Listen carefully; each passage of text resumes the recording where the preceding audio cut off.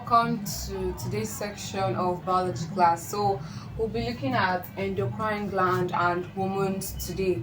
So get your pen and jotter and let's roll. So like I said earlier, we'll be looking at endocrine glands and hormone, and this is another major topic for UTME exam. It's part of the syllabus, so just note that. Now, what are endocrine glands? So before I explain endocrine gland, as you can see on the board, we need to look at what coordination is. So basically, coordination is making various parts of the body function together for the purpose of effectiveness and efficiency in performance. So it's just from the word coordination, various parts of the body, various system or organs of the body need to work together, come together, function together for efficiency, for proper efficiency and productiveness of the body. Now, in coordination, there are two basic systems involved. We have the endocrine system and the nervous system. So for today, we'll be looking at the endocrine system, and it consists of the endocrine gland and the hormone. So what is an endocrine gland? So basically, an endocrine gland, they are glands that are involved in the production of hormones. They are glands involved in the production of hormones. And endocrine gland, as you can see in brackets here, it's also called a ductless gland. Also called a ductless gland. Now, why is it called a ductless gland? It is called a ductless gland because it doesn't have a duct. It lacks a duct, and a duct is like a passage, a passage-like structure through which secretions are channeled to where they are needed. So endocrine gland, they produce or they secrete hormone, but they don't have a duct. They don't have a passage-like structure to carry the secretion or whatsoever they secrete to where they are needed. So basically, when endocrine glands secrete hormone, the hormones are secreted directly into the blood. No duct to carry them. They are secreted directly into the bloodstream. So the bloodstream transports the hormones to where they are needed, and the hormones perform specific functions in where they are needed. They are called the hormones. They perform specific function in their target site or target organ. Now, what's a hormone?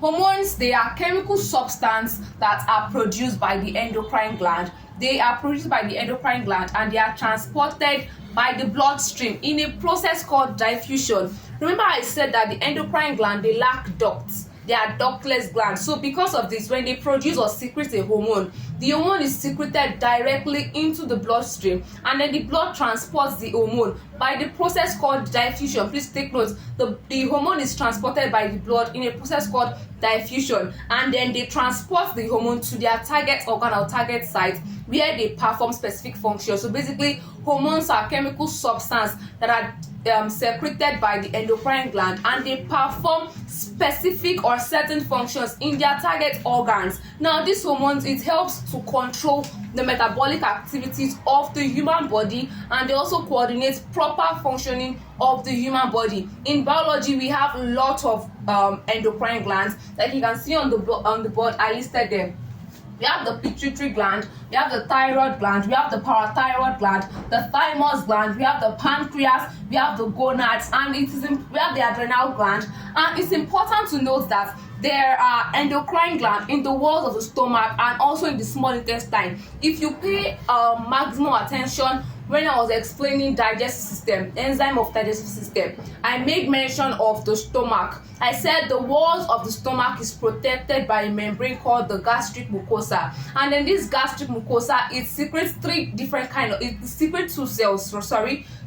We have the gastric juice secreting cell and also the goblet cell. Now, this gastric juice secreting cell, it further secretes three subcells: the parietal or the oxyntic cell, the endocrine cell, and this endocrine cell in the stomach secretes a hormone called the gastrin. And also for the small intestine, a hormone that is called, they have what they call the duodenal hormone. They are of two types. We have the cholecystokinin and we also have the secretin. But for the purpose of jam, you might not be asked those ones. They are kind of A-level advanced part of biology. Now, we go to the pituitary gland, which is the first gland, and it's called the master gland in biology. Now, pituitary gland, it is known to produce or secrete a whole lot of hormone. I think it secretes about 12 hormones. Now it is called a master gland because the hormones produced by this gland, they control or influence the production of other hormones by other endocrine glands. I'll come again. Pituitary gland is called a master gland because it secretes some hormones, and the hormones it secretes, they control or influence the production of other hormones by other endocrine glands. Now the pituitary gland, it is located at the base of the midbrain. It's located at the base of the midbrain. So in biology, the brain is divided into three parts. We have the forebrain, we have the midbrain, and we have the hindbrain. The forebrain, which is called the prosencephalon. Now this forebrain is I'm not explaining brain, I don't want to tell you some parts. It consists of the cerebrum, which is the largest part, the olfactory lobe, and the thalamus and the hypothalamus. Now the pituitary gland is located at the base of the midbrain or below the hypothalamus. Please take note.